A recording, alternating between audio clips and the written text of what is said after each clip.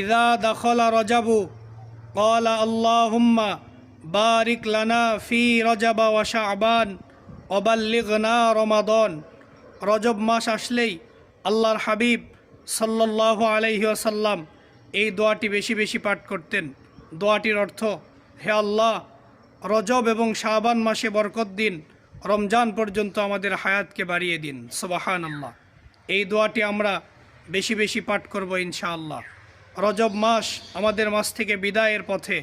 আমরা অনেকে জানিই না আরবি রজব মাস চলছে, বাট বড় আফসোসের বিষয়, আমার দেশে অনেক মানুষ আছে লেখাপড়া নাই, জীবনে স্কুলের বারান্দায় যায় নাই। যদি তাকে জিজ্ঞেস করা হয় ইংরেজি 12টি মাসের নাম বলেন, সে এক নিঃশ্বাসে বলে দিবে। যদি জিজ্ঞেস করা হয় বাংলা কি মাস চলছে, সাথে সাথে অ্যান্সার দিবে। বাট আরবি রজব মাস আমাদের মাস থেকে বিদায় হয়ে চলে গেল। বিদায়ের পথে আমরা এই দোয়া এখনও অনেকেই পড়ি নাই, আমরা অনেকে জানি না এই দোয়া পড়তে হয়। আসুন আমরা এই দোয়াটা বেশি বেশি পাঠ করি এবং এখন থেকেই রমাদানের প্রিপারেশান নেই। সাহাবা একরাম 11 মাস ইনকাম করতেন, রমজান মাসে বেশি বেশি ইবাদত করতেন, আর আমরা রমজান মাসে মুসে তা দিয়ে থাকি।